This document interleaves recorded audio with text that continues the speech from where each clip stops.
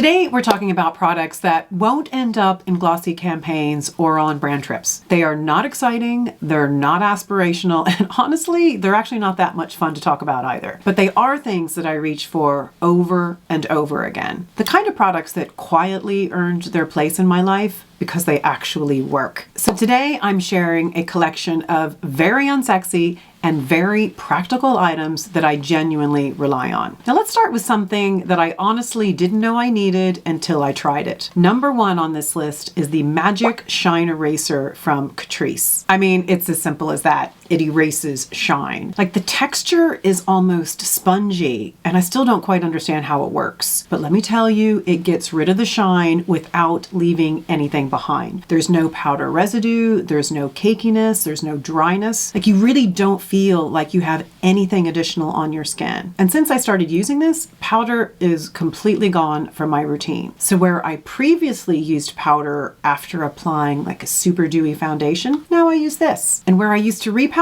during the day if I got a bit shiny, now I use this. Like, I actually have no idea how it works, and when you feel it, it's a bit weird. Now, Catrice is a German budget makeup brand, so it's very easy to come by here in Ireland, and it costs like less than €7. And I do know that you can get this in Amazon in the US for less than $10. So while this isn't the sexiest product in the world, a shiny face isn't sexy either. Item number 2 on my list is my 10x mirror. Every woman my age needs a 10x mirror. Like, at a certain point, you simply cannot see close up in a regular mirror anymore. And no amount of optimism is going to change it. I mean, seriously, we need all the help we can get. Now, what I love about this one from Eyeglass is it has a 10x mirror on one side and a regular mirror on the other. So you're not committing to full reality all the time. So you can check the overall picture and then flip it in to deal with the details. And it lights up, which makes a massive difference because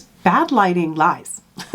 Good lighting tells the truth. So that makes this thing brilliant for travel as well. You know, hotel mirrors are usually too far away, too dim, or both. So with this, I can actually see what I'm doing when I'm applying makeup, checking brows, or dealing with the little things. And yes, now I can see all the things I wish I couldn't. I'm talking to you, chin hair. But honestly, I'd much rather see what's going on and deal with it than squint and hope for the best. Staying firmly in the category of things we don't really want to talk about is product number 3. It's the Flawless Finishing Touch Hair Remover. This little device takes care of those little tiny hairs on the top of my lip. I know it's gross, but I suspect I'm not alone here. Now, I totally bought this on a whim with very low expectations, and I was genuinely shocked at how well this works. Now that I can actually see my upper lip properly, thank you 10x mirror, this takes care of it in seconds. There's no mess, there's no drama, there's no learning curve. You literally just turn this little guy on.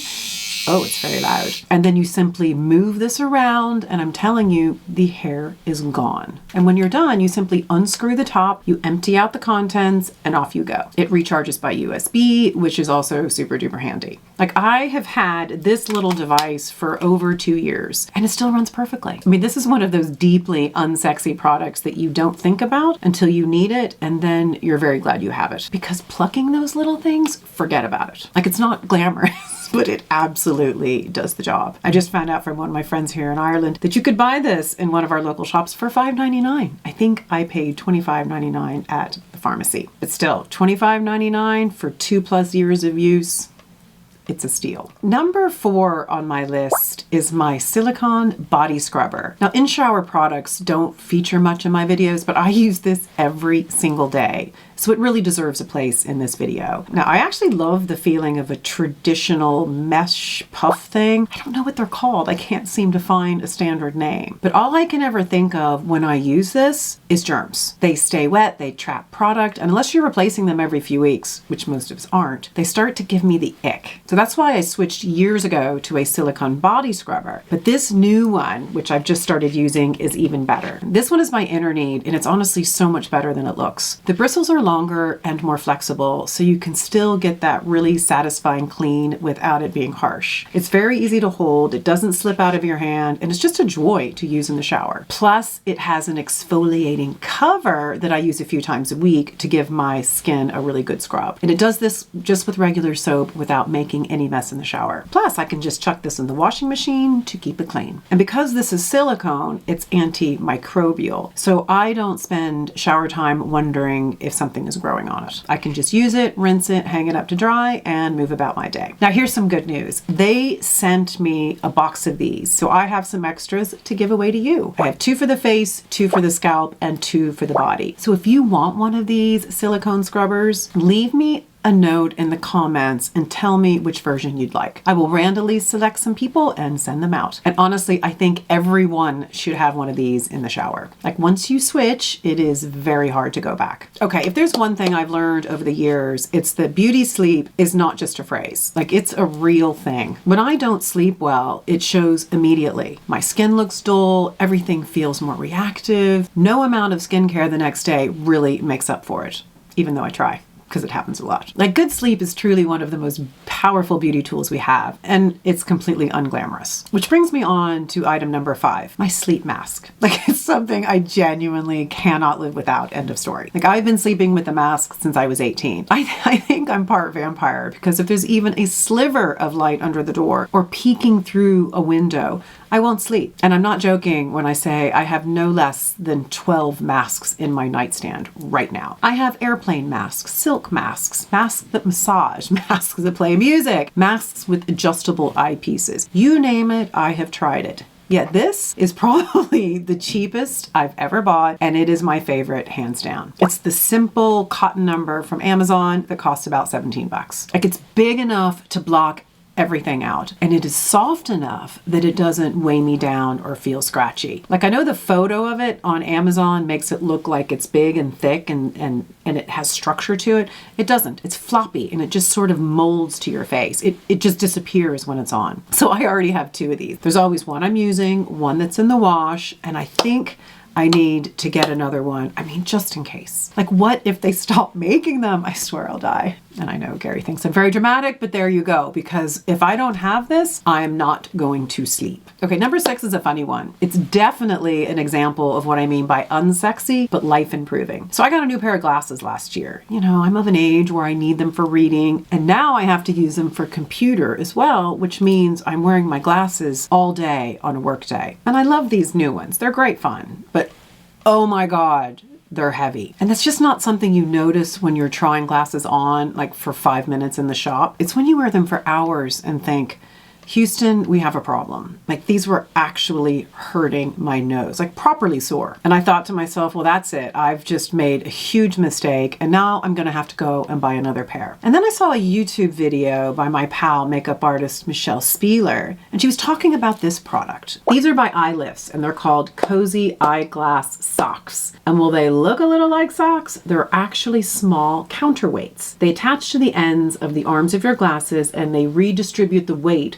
so the pressure is taken off the nose. I mean, the difference is unbelievable. My glasses now barely even touch my nose. So these come in different lengths. These in particular are heavy, like the Mac Daddy version, because that's what these frames needed because they're really freaking heavy. It's just one of those things that you don't know exists until you need it. Like it's completely unglamorous, slightly odd looking, but genuinely life improving if you wear glasses for hours a day like myself. So one thing all of these products have in common is that they make my everyday life easier. And that doesn't stop at beauty or comfort. It also applies to how I wear my clothes. Now, if you're on the petite side like me, you're gonna like this one. So I'm only 5'1" on a really good day. So I rely heavily on tools and little tricks to stop myself from completely drowning in clothing. Because by the way, it's very difficult to buy clothes for petites in Ireland. It's just not here. So I like to show a little bit of skin in different ways when I dress, and the arms are a great place to do this. Shirts,